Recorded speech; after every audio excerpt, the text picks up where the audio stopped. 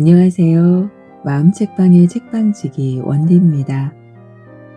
오늘 여러분께 들려드릴 작품은 동서문화사에서 출간된 태양은 가득히입니다.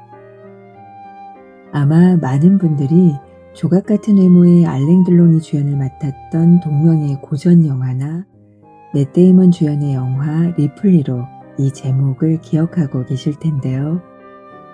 이 매혹적인 이야기의 진짜 시작은 범죄소설의 데모라 불리는 퍼트리샤 하이스미스가 1995년에 발표한 원작 소설 재능 있는 리플리시에서 출발합니다.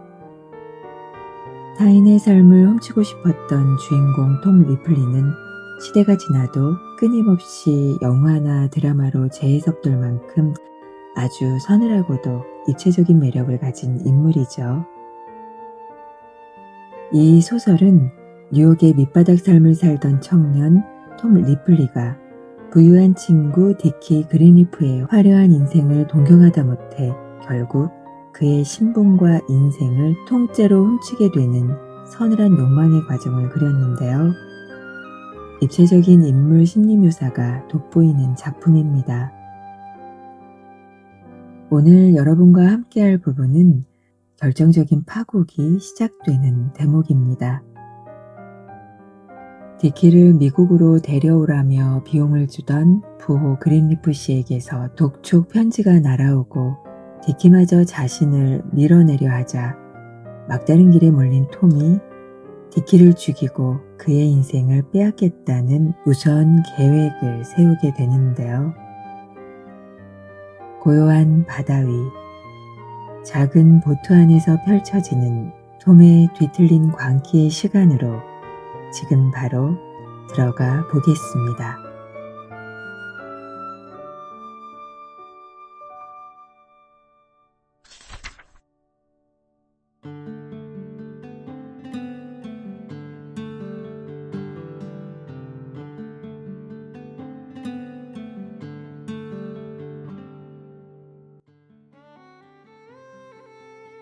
머지는 그들과 함께 산레모에는 가고 싶지 않다고 말했다. 그녀가 소설 쓰기에 마음이 내키기 시작한 참이었다. 머지는 언제나 기분이 좋아지면 생각난 듯이 일에 착수했다. 그러나 톰이 보기엔 그 시간의 75%는 그녀의 소위 움직일 수 없는 상태가 되는 모양이었다. 더구나 그녀는 그러한 상태가 되어 있는 것을 언제나 웃으면서 모두에게 이야기했다. 변변한 소설은 될 것 같지 않다고 톰은 생각했다. 톰은 글을 쓰는 작가에 대해 알고 있다. 소설은 반나절이나 해변에 누워있고 저녁 식사 때는 무엇을 먹을까 걱정하면서 새끼손가락 끝으로 쓸 수 있는 것이 아니다. 그러나 그와 디키가 산레모에 가고 싶다고 생각한 바로 그때에 그녀가 소설 쓰기에 마음이 내키기 시작했다는 사실은 고마웠다. 디키, 그 향수를 사다 주시지 않겠어요? 상쾌한 감귤류 향이 나는 오드 콜로뉴 향수라고 하는데 나폴리에서는 팔고 있지 않아요. 산레모라면 꼭 있을 거예요. 프랑스 제품을 파는 가게가 많이 있으니까. 톰은 두 사람이 산레모에서 하루를 소비하며 그것을 찾아다니는 모습을 상상했다. 나폴리에서는 토요일 하루를 소비해서 냉장고를 찾은 일이 있었다. 3박 4일 예정이므로 짐은 디키의 슈트케이스 하나만을 두 사람 공용으로 가져가기로 했다. 디키는 어쩐지 평소보다 쾌활하게 보였다. 그런데 톰에겐 이것이 마지막 여행이라는 두려움이 앞섰다. 디키가 열차 안에서 상냥하고 쾌활하게 행동하는 모습을 보고 톰은 싫은 손님을 맞은 주인이 상대가 자기의 마음을 눈치챌 것을 두려워해 손님이 돌아갈 무렵에야 상냥하게 해보이는 행동이 생각났다. 톰은 지금까지 환영받지 못하고 폐가 되는 손님이 된 것 같은 기분을 느낀 것은 이때가 처음이었다.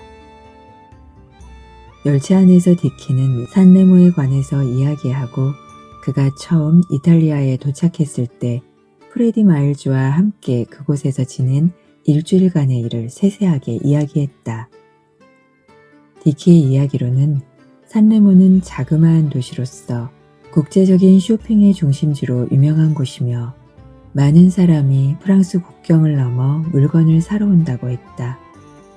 톰은 문득 머리에 떠올랐다.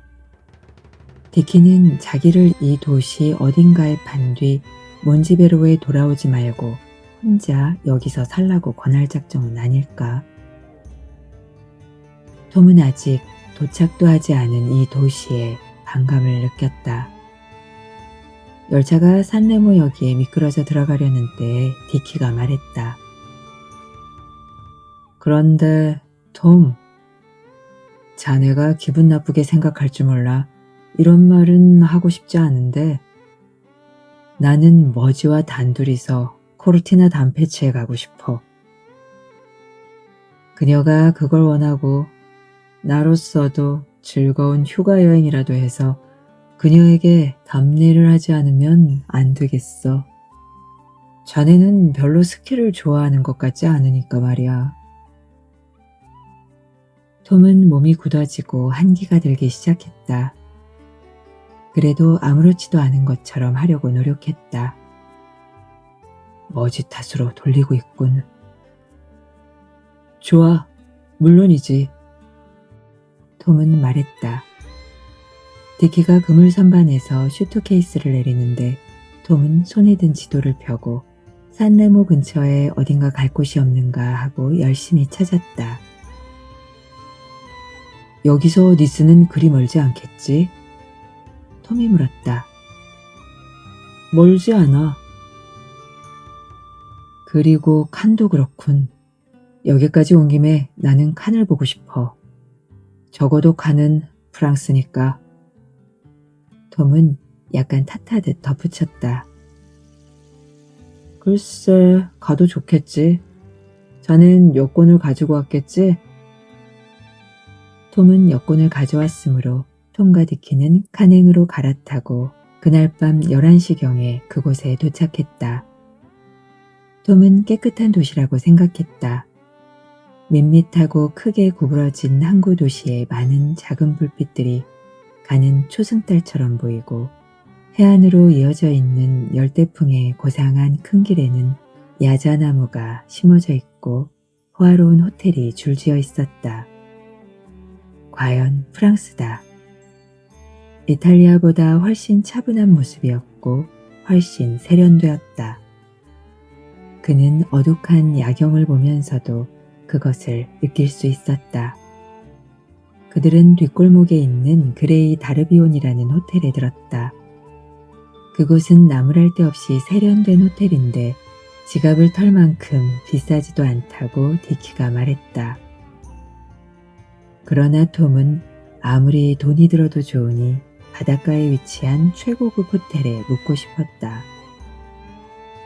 두 사람은 호텔에 슈트케이스를 맡기고 디키가 칸의 최고급 바라고 말하는 호텔 카르톤의 바에 갔다. 디키가 말한 대로 바에는 손님이 드문드문 있었다. 지금은 칸도 1년 가운데 가장 관광객이 적은 시기여서 그렇겠지. 톰은 2잔째의 술을 주문하자고 했는데 디키는 거절했다. 이튿날 아침, 두 사람은 카페에서 아침을 먹고 해안으로 내려갔다. 둘 다 바지 밑에 수영 팬츠를 입고 있었다. 몬지베로에서는 더 추운 날에도 헤엄을 쳤다. 해변에는 통 사람이 없고 군데군데 아베크족이 몇 쌍 보이고 제방 위에서 한 무리의 사람들이 무슨 게임을 하고 있었다. 밀려오는 파도가 힘있게 모래를 부수고 있었다. 제방 위의 사람들은 아크로바티크를 하고 있었다. 그들은 프로임에 틀림없어. 모두 같은 노란색 유니폼을 입고 있어. 톰이 말했다. 톰은 피라밋이 되어가는 것을 재미있게 보고 있었다. 튼튼한 사람 위에 발이 단단히 디뎌지고 손은 어깨를 움켜잡았다. 그들의 힘을 내거나 하나 둘이니 하는 맞춤소리가 들려왔다. 저런, 꼭대기로 한 녀석이 올라가는데? 톰은 멈춰서서 17살쯤 된 제일 작은 소년이 아래 사람들 어깨에 올라선 세 사람의 한가운데 사람의 어깨에 올려지고 있는 것을 바라보고 있었다. 소년은 자세를 취하고 갈채를 받는 것처럼 양팔을 벌렸다. 브라보!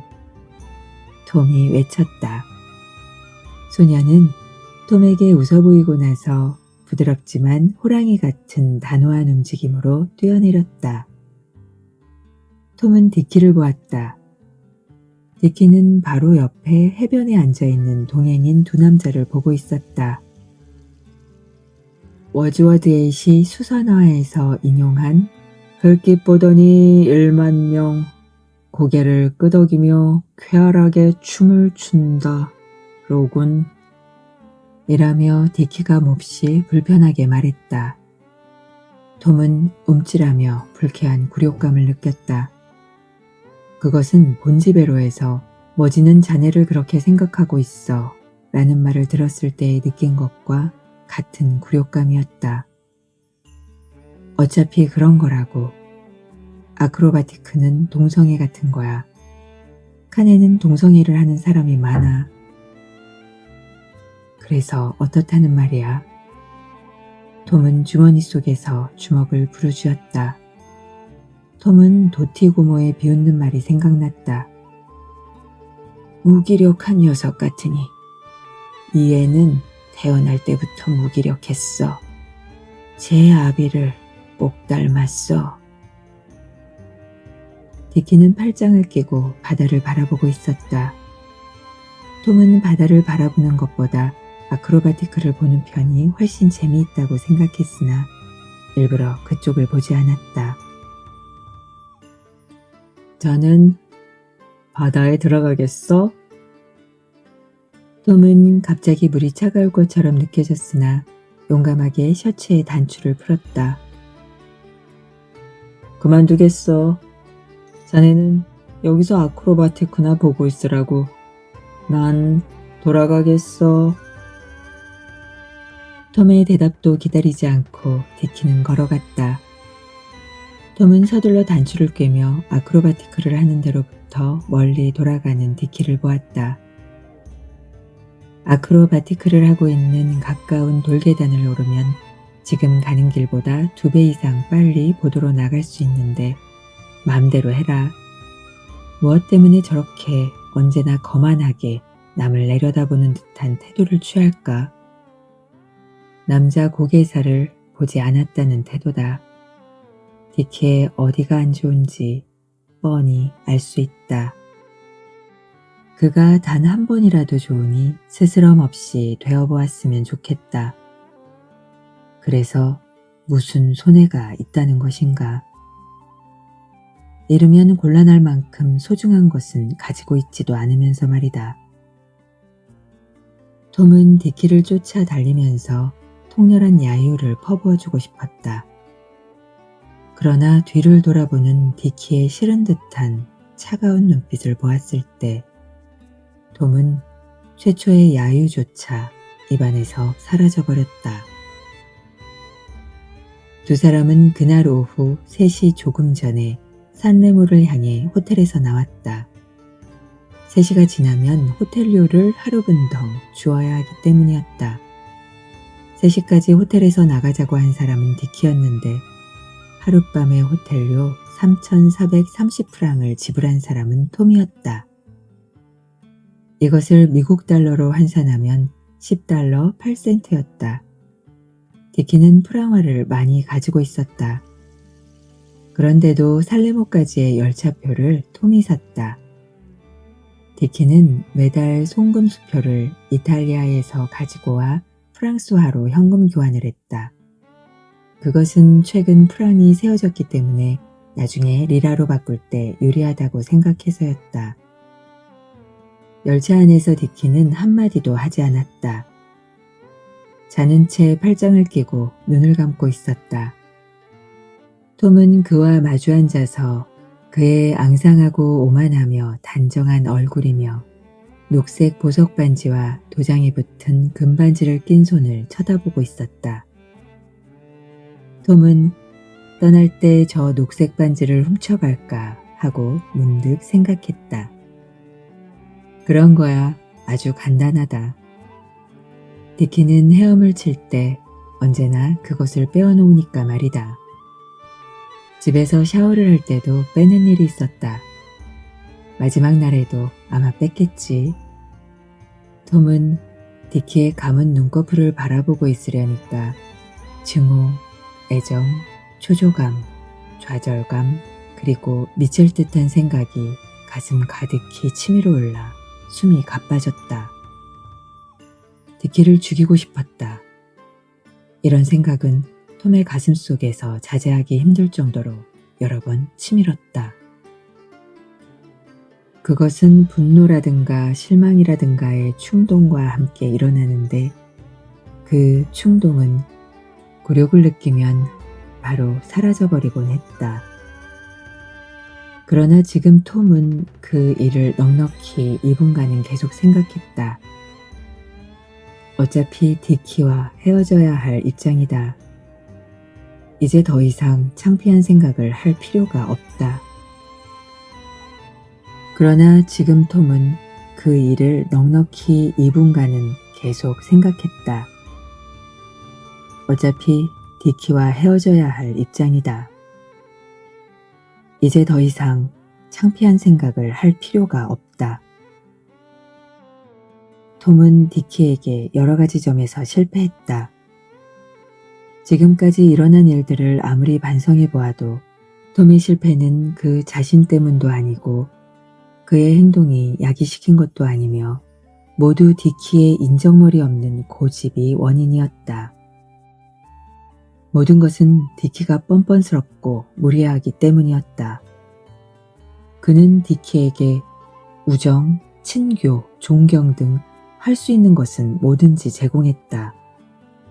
그런데 디키는 배신으로 보답하고 지금은 그에게 적이마저 품고 있다. 디키는 그를 따돌려 쫓아내려 한다. 이 여행 중에 디키를 죽이고 돌아가서 디키의 죽음은 단지 사고였을 뿐이라고 말하면 그만인 것이다. 만약 할 수 있다면 그때 그는 굉장한 아이디어가 떠올랐다.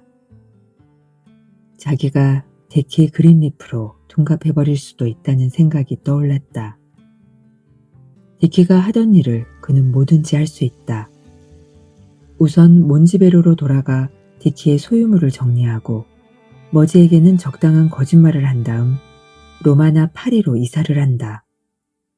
그리고 매월 디키 앞으로 오는 수표를 받고 그것에 디키의 가짜 서명을 하면 된다. 그는 완전히 디키가 되어서 디키의 아버지인 그린리프 씨가 보내는 돈으로 먹고 살 수 있다. 물론 언젠가는 탈로가 나겠지만 그런 위험성이 있기 때문에 그는 오히려 꼭 해보고 싶었다. 그리고 그 방법을 생각하기 시작했다. 물이 좋을까? 그러나 디키는 수영의 명수다. 벼랑은 어떨까? 산책을 할 때 벼랑에서 디키를 밀어버리면 간단하다. 그러나 그때 디키가 그를 붙잡고 함께 떨어진다면? 그렇게 생각하니 몸이 긴장해서 양쪽 허벅지가 아파오고 손을 꽉 쥐어서 엄지손가락에 빨갛게 손톱 자국이 났다. 반지도 빼앗자. 머리카락은 좀 더 밝은 색으로 물들여야겠지. 그러나 디키의 침지가 있는 지방에서 살 수는 없다. 여권을 제대로 쓸 수 있을 정도로 디키를 닮으면 된다. 다행히 그는 디키와 흡사하다. 디키가 눈을 뜨고 그를 똑바로 보았기 때문에 톰은 그 순간 축 늘어져 좌석 구석에 머리를 붙이고 눈을 감았다. 실신한 사람처럼 보이게 빠른 동작을 취했다. 톰, 어떻게 된 거야? 디키는 톰의 무릎을 흔들었다. 괜찮아. 톰은 약간의 웃음을 딩긋 지으며 말했다. 디키는 화가 나는 듯 좌석에 기대었다. 톰은 왜 그런지 바로 알았다. 디키는 자신도 모르게 톰에게 관심을 표한 스스로에게 화를 내고 있는 것이었다. 톰은 자기가 그렇게 빨리 정신을 잃은 것 같은 흉내를 낼 수 있었던 것이 우스워 속으로 웃었다. 그때 그는 매우 이상한 표정을 하고 있었으므로 디키가 수상하게 여기지 않게 하기 위해서는 그렇게 할 수밖에 없었다. 산네모에 도착하니 산네모는 꽃으로 가득했다.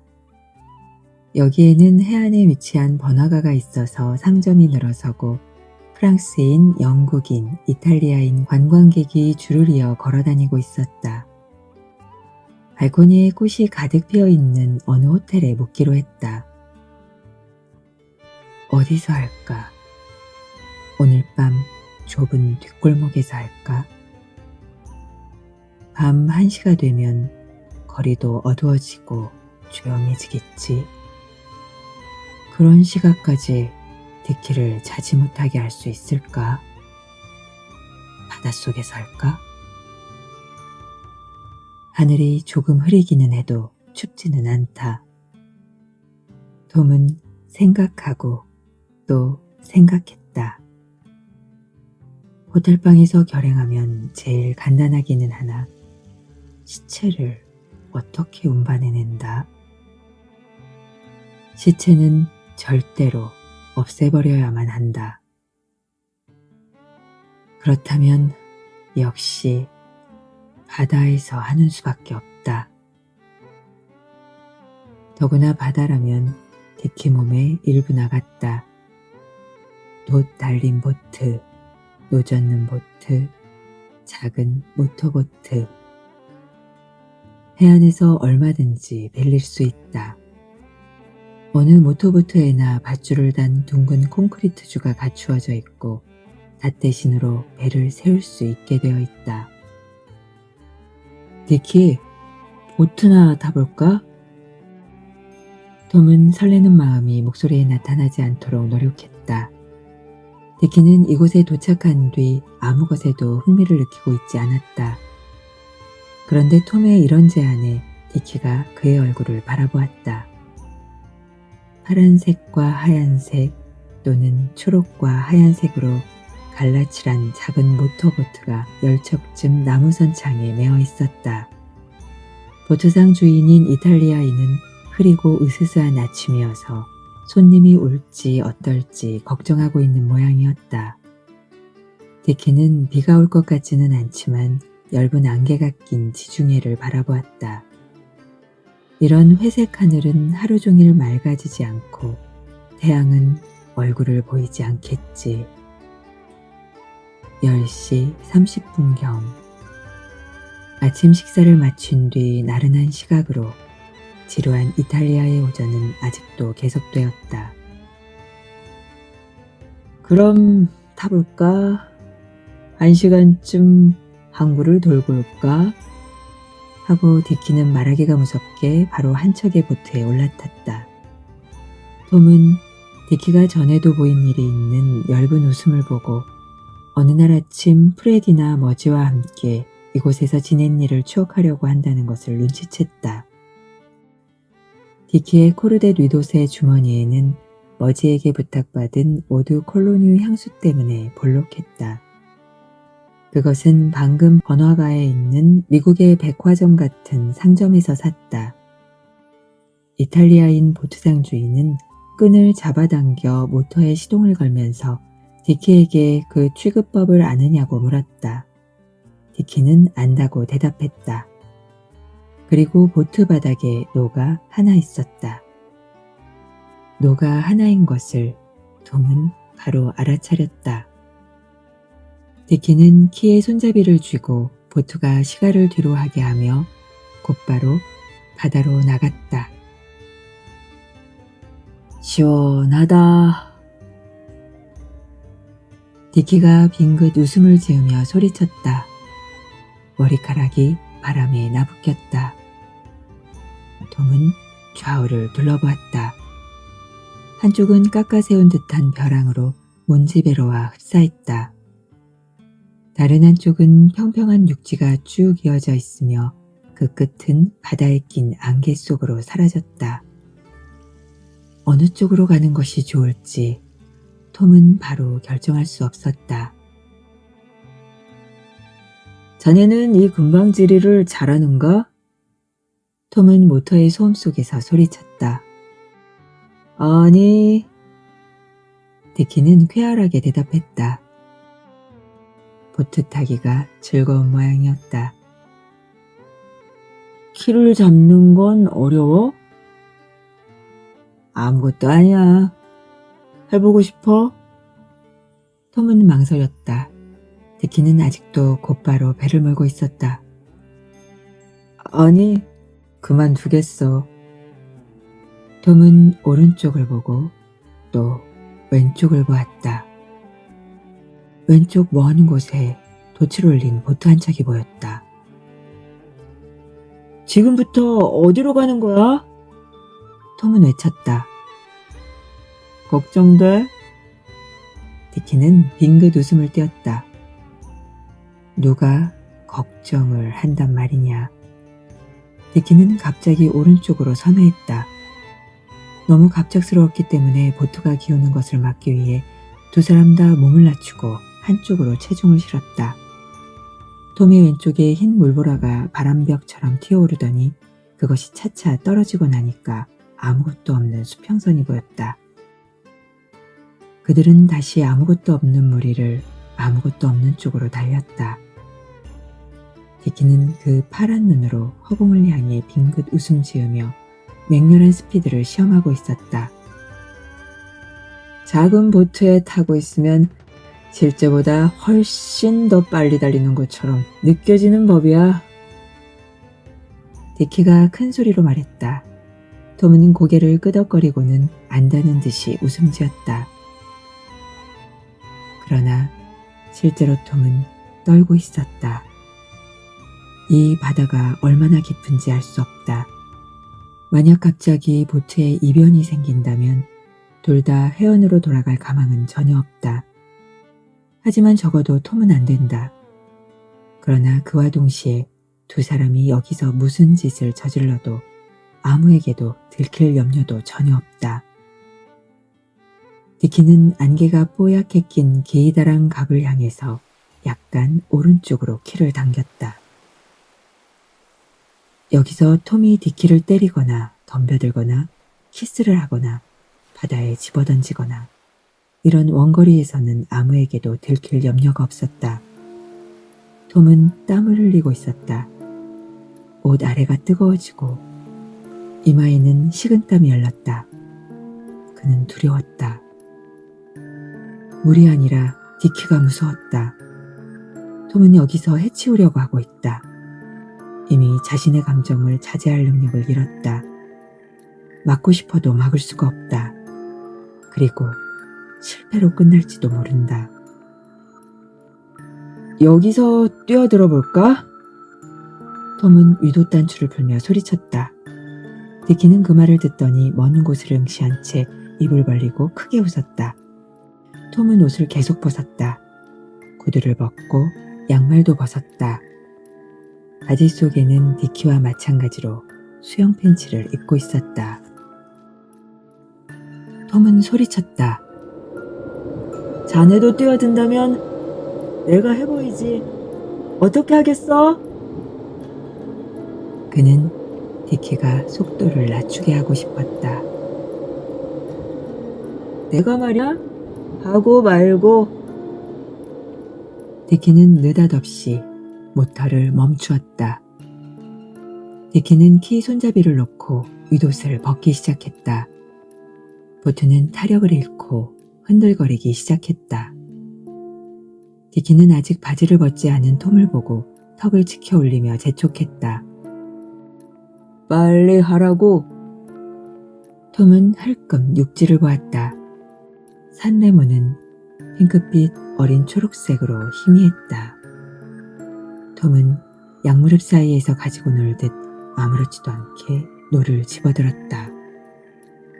그리고 톰은 디키가 바지를 내리고 벗으려 할 때 노를 높이 들어 머리를 향해 후려쳤다. 디키는 얼굴을 잔뜩 찡그리고 보트의 나무 시트에서 반쯤 미끄러져 내리며 소리쳤다.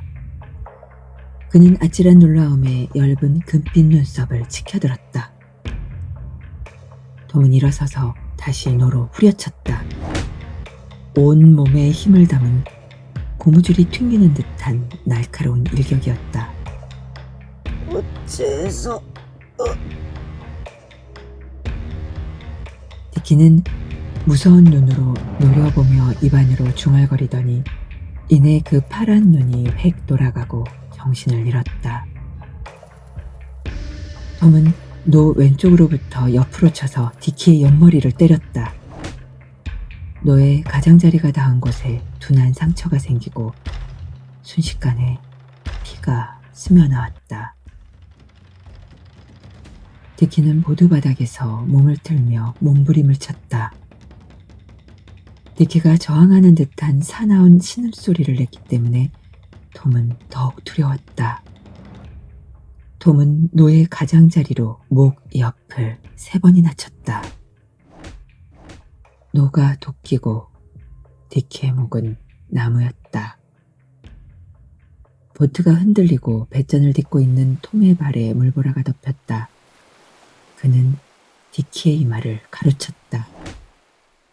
노에 맞은 곳에서 피가 넓게 뿜어져 나왔다. 노를 높이 들고 휘두르는 사이에 톰은 잠시 피로를 느꼈다. 아직도 디키의 긴 다리가 그를 밀려고 내어 뻗쳤다. 톰은 노를 총검처럼 고쳐잡고 그 자루로 디키의 옆구리를 정통으로 찔렀다. 누워있는 몸뚱이가 축 처지더니 움직이지 않았다. 톰은 몸을 뻗치고 괴로운 숨결을 겨우 가라앉혔다. 주위를 둘러보았으나 다른 보트도 아무것도 보이지 않았다. 다만 아득히 먼 곳에서 흰 점이 오른쪽에서 왼쪽으로 움직이고 있을 뿐이었다. 해안을 향해 달려가는 모터보트였다. 톰은 몸을 굽히고 디키의 녹색 반지를 뽑아 그것을 주머니에 넣었다. 다른 하나의 반지는 상처로 피투성이가 된 손가락에 꼭 끼워져 있어서 겨우 뺐다. 바지 주머니를 잘 폈다. 프랑스와 이탈리아의 동전이 조금 있었으나 그것은 그대로 넣었다. 다음에 그는 디키의 윗옷을 집어들고 주머니에서 머지에게 줄 오드 콜로뉴를 꺼냈다. 담배와 디키의 은라이터, 디키가 쓰는 연필 등을 꺼내고 그리고 악어 가죽 지갑과 작은 카드 몇 장을 안쪽 가슴 주머니에서 꺼냈다. 톰은 그것들을 모두 자기의 코르덴 윗옷에 쑤셔 넣었다. 그리고 이번에는 흰 시멘트의 추 위에 뭉쳐져 있는 밧줄에 손을 뻗었다. 그 밧줄 끝은 뱃머리의 쇄골이에 단단히 메어져 있었다. 톰은 그것을 풀려고 했다. 그러나 몇 년 전부터 그렇게 돼 있었는지 물이 스며든 매듭은 꼼짝도 하지 않는다. 그는 주먹으로 두들겼다. 칼을 가져올 걸 그랬군. 그는 디키를 보았다. 죽었을까? 톰은 보트 맨머리의 좁은 곳에 앉아서 디키가 살아있는지 응시하고 있었다. 디키를 만지기가 무서웠다. 가슴이나 손목에 손을 대고 맥을 보기가 무서웠다. 톰은 뒤로 돌아 자포자기가 되어 밧줄을 잡아당겼다. 그러나 더욱 굳게 맺어질 뿐이라는 것을 깨닫고 그만두었다. 그렇다. 라이터가 있다. 배바닥에 있는 자기 바지 주머니를 뒤져 라이터를 꺼냈다. 불을 켜서 밧줄의 마른 곳을 불꽃 위에 댔다. 직경이 4cm나 되는 굵은 밧줄이어서 좀처럼 불이 붙지 않았다. 톰은 그 사이에 다시 주위를 둘러보았다. 저쪽으로 모터보트를 타고 있는 이탈리아인이 보였다. 그 모터보트의 이탈리아인에게 이 거리에 있는 자기가 보였을까? 튼튼한 회색 밧줄은 도무지 불이 붙지 않았다. 처음에는 빨갛게 타고 조금 그을릴 뿐이었으나 차츰 올이 한 가닥 한 가닥씩 잘려나갔다. 톰이 팽팽히 당기니까 라이터불이 꺼졌다. 다시 라이터불을 켜고 밧줄을 계속 당겼다. 겨우 밧줄이 끊기자 톰은 무서워하고 있을 틈도 없이 곧 디키의 벗은 발목에 4번 감아 크고 볼품없는 매듭을 만들었다. 그는 밧줄 매는 것이 서툴기 때문에 풀리지 않도록 정성 들여 불필요할 정도로 몇 번이나 메었다. 얼른 보기에 그 밧줄은 12m쯤 되어 보였다. 그는 점점 냉정을 되찾고 정확하게 천천히 일을 해나갔다. 이 콘크리트 줄하면 시체를 바다 밑바닥에 가라앉혀 두기에 충분하겠지. 시체는 물속에서 얼마쯤 표류할지 모르나 해면으로는 떠오르지는 않겠지. 톰은 추를 바다에 던졌다. 소리내며 떨어진 추는 투명한 물속으로 장거품을 일으키며 가라앉아 보이지 않게 되었고 결국에는 디키의 발목을 팽팽하게 끌어당겼다. 톰은 그 사이에 양쪽 발목을 배전에서 밖으로 내놓고 제일 무거운 디키의 어깨를 배의 가장자리 너머로 떨어뜨리려고 두 팔을 잡아당겼다. 축 늘어진 디키의 두 손은 아직도 미지근해서 쥐기 힘들었다. 시체의 어깨가 보트 바닥에 달라붙어 아무리 당겨도 팔만 고무처럼 늘어날 뿐 전혀 끌려오지 않았다. 톰은 한쪽 무릎을 꿇고 시체를 들어올려 배에서 떨어뜨리려고 했다. 순간 보트가 심하게 흔들거림을 느꼈다. 톰은 잠시 자신이 물 위에 있다는 것을 잊었던 것이다. 시체를 보트 뒤쪽에서 떨어뜨리는 도리밖에 없었다. 앞쪽보다도 뒤쪽이 물속에 깊이 잠겨 있으니까 말이다. 그는 밧줄을 배 가장자리를 따라 끌면서 축 늘어진 시체를 뒤쪽으로 질질 끌었다. 추가 물속에서 움직이는 것으로 보아 추는 아직도 바다 밑바닥에 닿지 않은 모양이었다. 이번에는 디키의 머리와 어깨부터 떨어뜨리기로 하고 디키 몸뚱이를 배 중심으로 획 돌려놓고 조금씩 밀어냈다. 겨우 디키의 머리가 물에 잠기고 몸뚱이가 둘러 꺾여 허리가 배의 가장자리에 걸렸다. 그런데 이번에는 두 다리가 무거워서 움직이지 않았다. 두 다리는 보트 바닥에 자석에 끌리는 것처럼 되어 어깨대와 마찬가지로 톰의 힘으로는 도저히 움직일 수 없을 만큼 무거웠다. 톰은 숨을 깊이 들이마시고 단숨에 들어올렸다. 디키는 보트 밖으로 떨어졌는데 톰도 몸의 균형을 잃고 모터의 조정간에 넘어졌다. 그 순간에 지금까지 느리게 공전하던 모터가 갑자기 윙윙거리기 시작했다. 톰은 황급히 조정간에 덤벼들었으나 그와 동시에 보트는 얼토당토하는 방향으로 원을 그리며 선회하기 시작했다. 그는 순간 눈 아래의 물을 보았다. 그리고 그의 손이 그쪽으로 뻗었다. 그는 배 가장자리를 잡으려고 했으나 배는 이미 그곳에 없었다. 주인은 물이었다. 그는 헐떡이며 몸부림쳐 뛰어올라 보트를 붙잡으려고 했으나 소용없었다. 보트는 계속 빙글빙글 돌고 있었다. 톰은 다시 뛰어올랐지만 곧 아까보다 더 깊이 물속으로 들어갔다. 그리고 무서울 만큼 천천히 물이 머리 위로 덮여와 숨을 쉴 수가 없었다. 눈이 수면 밑으로 들어가려고 할 때 코로 물을 듬뿍 들이마셔버렸다. 보트는 훨씬 멀어져 버렸다. 그는 전에도 이렇게 선회하는 보트를 본 일이 있다. 누군가가 기어 올라가 모토를 그치게 하지 않으면 언제까지 멈추지 않는다. 그는 물밖에 아무것도 없는 무서운 공허 속에서 죽는다는 예감에 몸부림치며 수면 밑에 잠겨 있다. 귀에는 물이 들어오고 동시에 모터의 소리가 멀어지고 자기의 몸속에서 울리는 호흡, 미친 듯한 몸부림, 혈관의 심한 맥박 소리밖에는 들리지 않게 되었다. 그는 다시 떠올라 무의식 중에 보트를 향해 첨벙첨벙 다가가려고 했다. 떠있는 물체는 보트뿐인데 빙글빙글 돌고 있어 잡을 수가 없었다. 그리고 그가 숨을 들이마시려는 사이에 보트의 뾰족한 뱃머리는 2번, 3번, 4번 그의 눈앞을 스쳐 지나갔다. 그는 큰 소리로 구조를 청했으나 물이 입 가득이 들어왔을 뿐이었다. 물속에서 보트 밑바닥에 손이 닿았으나 뱃머리가 야수처럼 와서 부딪혀 그를 떨쳐버렸다. 그는 프로펠러의 날도 상관하지 않고 정신없이 배 뒤쪽을 잡으려 했다. 손가락이 키에 닿았다. 그리고 황급히 몸을 움츠렸으나 늦어 배 밑의 용골이 머리에 부딪히고 지나갔다. 이윽고 다시 배 뒤쪽이 눈앞으로 왔다. 붙잡으려고 하는데 손가락이 키에 닿아 미끄러져 떨어졌다. 그때 다른 한쪽 손이 배 뒤쪽 가장자리에 걸렸다. 그는 팔을 쭉 뻗어서 프로펠러로부터 몸을 떼었다. 그리고 자기도 뜻밖일 정도의 힘을 내어 배 뒤쪽의 모서리를 덮쳐 누르듯 해서 한쪽 팔을 가장자리에 걸쳤다.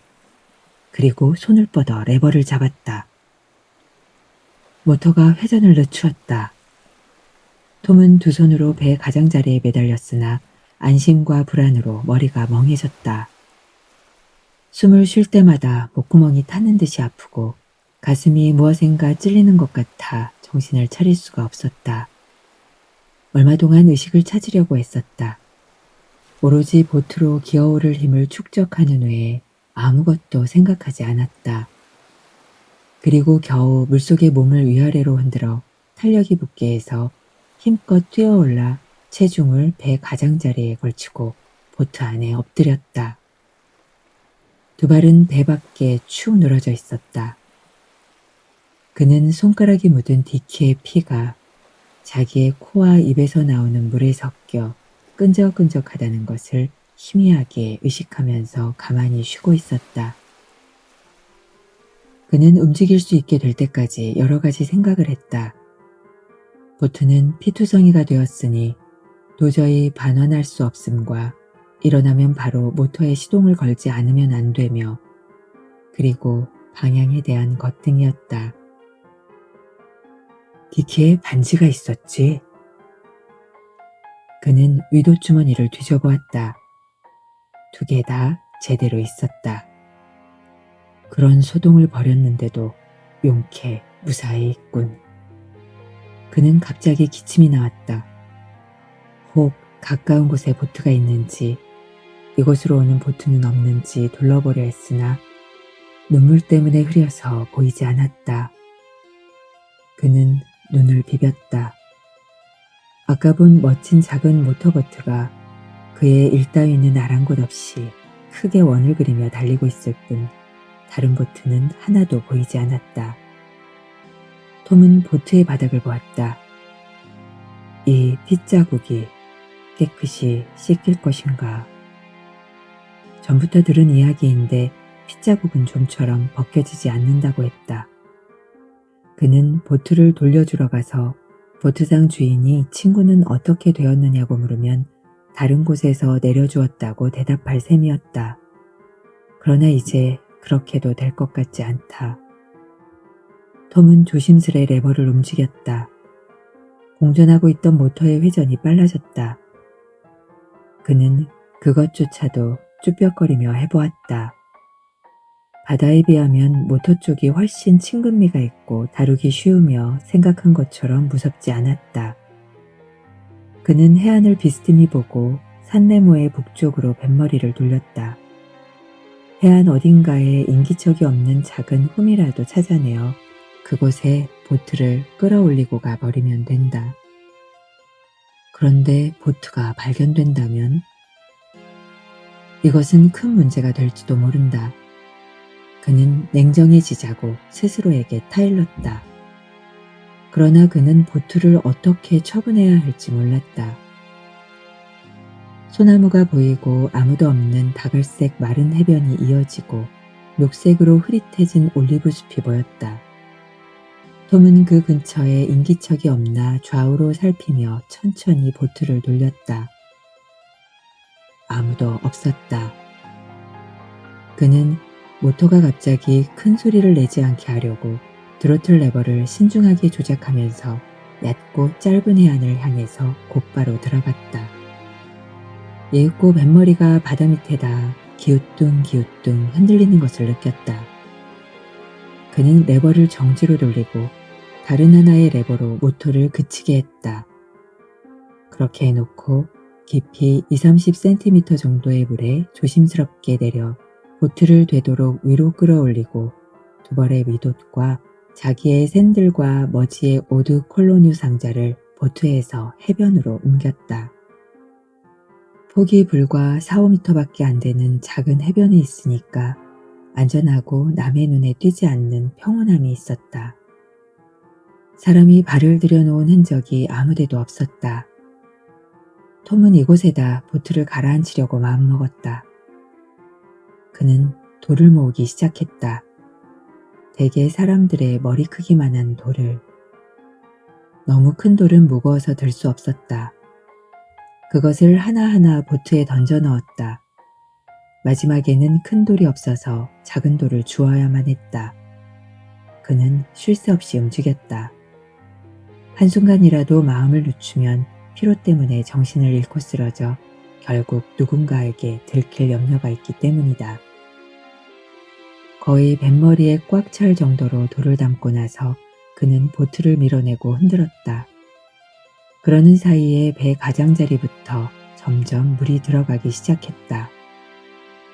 그리고 보트가 가라앉기 시작했을 때 그는 배를 물의 깊은 곳으로 쑥 밀어내고 허리 깊이까지 밀고 갔다. 예윽고 보트는 손이 닿지 않는 곳으로 가라앉아 들어갔다. 그리고 나서 그는 물을 가르고 해안으로 돌아와 한참 동안 모래 위에 엎어져 있었다. 그는 계획을 세우기 시작했다. 호텔에 돌아가는 일, 이야기를 꾸며내는 일, 그리고 그 다음의 행동. 밤이 되기 전에 산레모를 떠나 몬지베로에 돌아갈 것. 그리고 거기서 어떤 이야기를 하면 좋을지.